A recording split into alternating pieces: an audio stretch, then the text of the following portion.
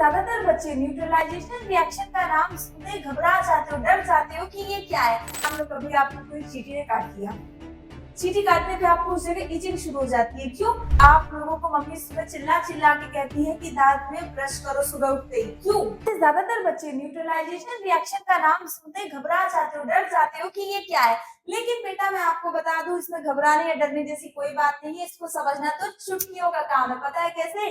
चलो बताओ। एसिड जानते हो क्या होता है? जो चीजें खाने में खट्टी होती है कहते हो वो एसिड है। बेस भी जानते हो, जो खाने में कड़वी है। उसके अलावा आप उसकी पीएच से पता करते हो कि एसिड क्या है, बेस क्या है ना बेटा। बस अगर आप एसिड और बेस को पहचानते हो तो मैं अब आपको न्यूट्रलाइजेशन रिएक्शन समझाती हूँ क्या है।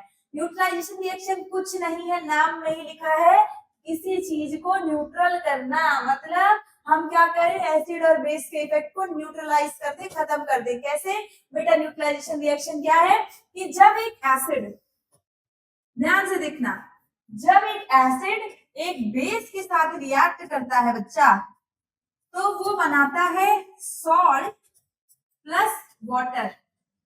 और बच्चा यही जो रिएक्शन लिखी है, यही क्या है? न्यूट्रलाइजेशन रिएक्शन है। मतलब भाई ये तो डरने वाला कुछ था ही नहीं, ये तो चुटकियों का कॉन्सेप्ट था कि एक एसिड एक बेस आपस में रिएक्ट कर दिए और क्या बना दिए? Salt plus water.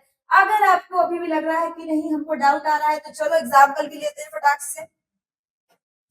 चलो एक एसिड बेटा जो आप लोग बहुत अच्छे से जानते पहचानते हो उसको लेते हैं, HCl, हाइड्रोक्लोरिक एसिड।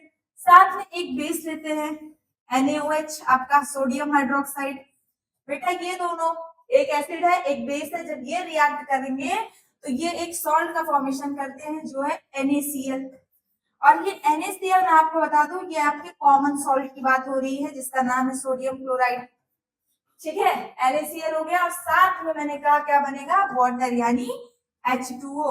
यही जो रिएक्शन लिखी है ये क्या है? न्यूट्रलाइजेशन रिएक्शन है।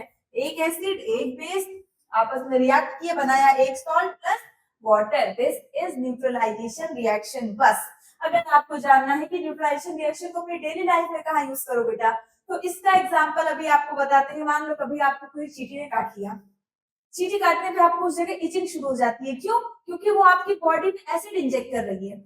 अब एसिड है, अगर आपको उसका असर कम करना है तो मतलब कुछ बेस लगाना पड़ेगा। तो जैसे बेकिंग सोडा है बेटा, उसको थोड़ा सा क्या करो, गीला करके उस जगह अप्लाई कर लो। क्या होगा? एसिड और बेस आपस में मिले, न्यूट्रलाइजेशन रिएक्शन किया, मतलब एसिड का असर खत्म, आपको आराम मिल जाएगा। इसके अलावा बेटा आप लोगों को मम्मी सुबह चिल्ला चिल्ला के कहती है कि दांत में ब्रश करो सुबह उठते ही। क्यों? क्योंकि इसका एक रीजन है, आप रात को खाना खा के सो जाते हो, ठीक है, आपने अच्छे से मुंह को साफ नहीं किया। अब क्या है, रात में बैक्टीरिया आपके मुंह में एक्टिविटी कर रहे हैं, एसिड रिलीज कर रहे हैं। अब इसकी वजह से क्या होगा?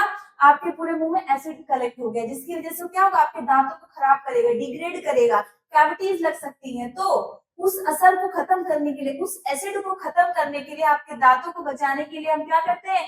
टूथपेस्ट अप्लाई करते हैं, मतलब बेस। तो बेटा देखो, एसिड आपके दांतों में था ही, टूथपेस्ट क्या है? एक बेस है। और जब आप बेस को अप्लाई कर लिए एसिड के साथ, इसका मतलब क्या हो गया? न्यूट्रलाइजेशन रिएक्शन हो गया और अब आपके दांत सुरक्षित बच गए। समझ आई बात?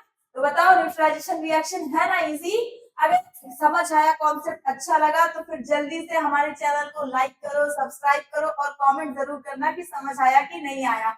मिलते रहेंगे ऐसे ही अच्छे अच्छे टॉपिक्स के साथ।